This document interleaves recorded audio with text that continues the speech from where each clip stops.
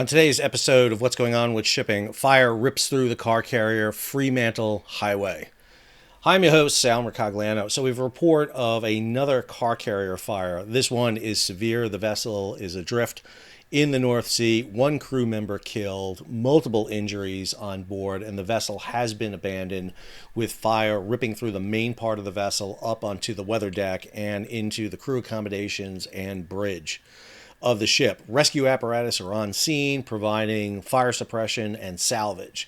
Let's go ahead and jump into the story and take a look at it. If you're new to the channel, hey, take a moment, subscribe to the channel, hit the bell so you'll be alerted about new videos as they come out.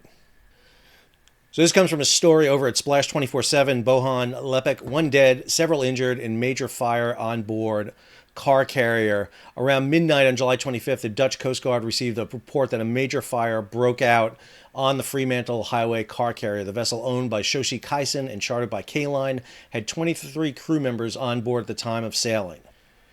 The crew initially attempted to extinguish the fire themselves but were unsuccessful. The fire continued to spread, prompting an evacuation. The crew members were evacuated by helicopters and lifeboats. Several members of the crew had to jump into the water to save themselves from fire. According to the Dutch Coast Guard, one crew member died and several were injured. The people on board were taken to nearby airports. 16 injured people were taken by ambulance to nearby hospitals, all with breathing problems. The Fremantle Highway is still on fire and several emergency services are still present near the ship, and there are fears that the vessel may sink. Reports claim that the fire erupted on the cargo deck, then probably spread to other decks.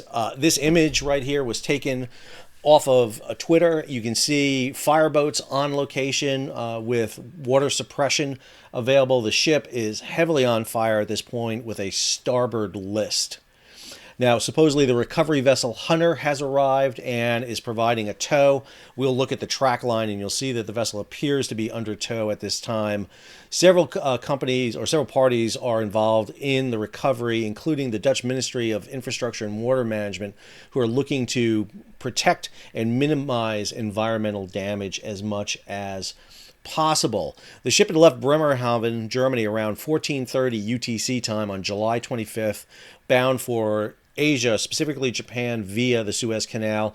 The fire erupted at 21:30. The car carrier was carrying 2,857 cars on board, 25 of which are EVs, and reports are that it was an EV, an electrical vehicle, where this fire started, which is a major concern. Lithium-ion batteries are the big danger, and we're going to talk about that. This image taken from aerial surveillance shows the damage to the vessel. You'll see the charring on the decks right here about midships where the fire has taken place. The fire has erupted onto the weather deck, and here you can see the fire consuming the entire berthing area, including the bridge.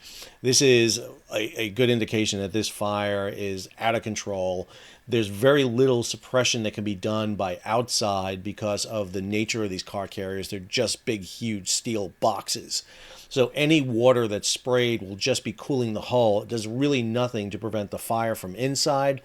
And as you spray water onto that weather deck, any openings in the hatches or the ventilation, water will flow down into the vessel, and that's probably why you're seeing a pronounced starboard list on the vessel.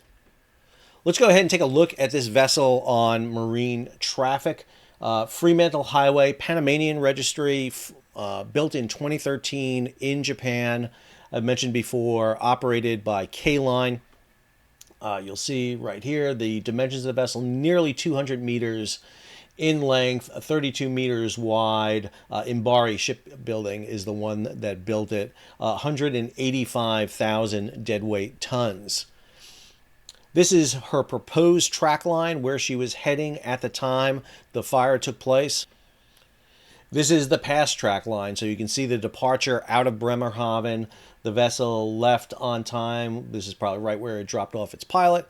And it was on track when all of a sudden it lost power. You can see it drifting. And then obviously the Hunter, the vessel that has it on tow, was able to pull it around and appears to be on tow now. The vessel drops off. You'll see the last position here was received 2 hours and 53 minutes ago, probably because the AIS transponder is offline because of the fire encumbering the bridge. Here you see the vessel just north of the coast of Netherlands. It's less than 10 miles north of the coastline here. It is being set down toward the kind of an easterly set right now, actually a southeasterly set. The wind's coming from the northwesterly area, but that tow right now has the vessel better in control. You see a batch of search and rescue aircraft and also other vessels, Dutch Coast Guard, tugs and rescue vessels. This is the Hunter that has the Fremantle Highway under tow. It is showing itself underway with engines right now, a speed of about a half a knot, heading westerly on a course of 282. It has its destination as Fremantle when it's actually the Fremantle Highway. It's not heading to Australia, but it has the vessel under tow, which is good. The question is going to be whether or not the vessel remains afloat. A similar vessel to this, the Felicity Ace, had a fire off the coast of Portugal. The fire ran out of control and the vessel was subsequently lost. Fortunately, all that crew was able to get off unharmed, but that's not the case here. One dead. The crew, it sounds like, attacked this fire themselves, could not get it under control. We don't know whether or not they were able to activate their onboard CO2 system, which is an onboard unit. There's a large low-pressure tank of CO2 up on the main weather deck. The ship is divided into zones, several decks, and you can seal off those areas with hatches are sealed, the ventilation is secured, and you can flood the area with CO2. The problem you have in this scenario, but has to do with the nature of electrical vehicles. I've been a firefighter for 25 years. When you fight a car fire burns at about 1,500 degrees and takes maybe one tank of water off a fire truck, anywhere from 750 to 1,000 gallons. An EV fire, because of the power stored in the lithium ion batteries, can burn at up to 5,000 degrees, and it can take up to 40,000 gallons of water to put out. And understand, in my scenario, in my department, our policy on EV fires is to surround and drown, just get away from it, and mitigate the damages. You're not going to save the vehicle. You can't do that on a car carrier. On these vessels, the cars are packed bumper to bumper, door to door. There is no room. Don't think about a car deck. A lot of people will make the comparison, this is like a parking garage. It's not, unless your parking garage has no airspace at all. It's completely walled in with steel decks and steel walls, and all the vehicles are literally jammed in there as tight as you can and chained to the floor. That is the problem. That's what unfortunately the Newark Fire Department encountered when they went on board the Grand Casa d'Avorio with a car fire. In that case, that was used in old cars. In this case, it is new cars and these electrical vehicles, which tend to cause the problem. So this ship is sailing under K-Line, which is a Japanese firm, and I was able to pull up its schedule. Bristol, England on 18 July, Zeebrugge, which is in Belgium, on 21 July, and then Bremerhaven on 24 July, and as we mentioned, departed, and shortly after leaving is when the fire took place. Her destinations were scheduled to be Taipei on 25 August, that's on Taiwan, 31 August into Chiba, and then 2 and 4 September into Japan. So that was the schedule of the vessel as envisioned. This is Equus. Equus is a database on vessels, gives us a lot of information regarding the ship itself. You'll see right here the management details. The ship manager, commercial manager, is Shoshi Kaisen. The ISM manager is Wallen Ship Management. The registered owner is Luster Maritime. Usually you have a variety of these. The survey was done by NKK. And then if you come down here, P&I, which is the insurance for the cargo, is through the Japanese Ship Owners P&I Association. The danger of shipping is well known, and every year a group called Allianz will issue their safety and shipping review. I'll have a link to it in the show notes. This really details how shipping is faring over the years. And what is commonly not known is shipping is actually doing really well. If you come down here and take a look at one of the biggest statistics, and this is the one I want to show you right here. This is the yearly total shipping losses by year. This is how many ships are lost by year. And you'll notice that since 2013, with the exception of 2014, it's been progressively going down. You had a little uptick in 2015. But it has been decreasing. It's actually been safer to sail at sea than ever before. 2022, only 38 ship losses. It's almost a third of what it was a decade before, which is a significant reduction. It's actually safer to sail at sea. I know we see these accidents all the time, but that's because of the global media access we have today. And I also like to think it's because of what's going on with shipping. But when you break down their report, and I recommend you can download the report. It's a free report. You can get it from them. They'll email it to you, a link, so you can do it. One of the features in this year's report is addressing the risk of lithium-ion batteries. And specifically, they go in a lot of detail about that. When you look at the reviews and where this stuff happens, it largely tends to happen, these accidents. The overwhelming area is out in the Far East. It is out in the Arabian Gulf, around the British Isles, in the Bay of Biscay, and the Western Mediterranean. And if you look at the losses, again, it tends to be out in the Far East more than anywhere else.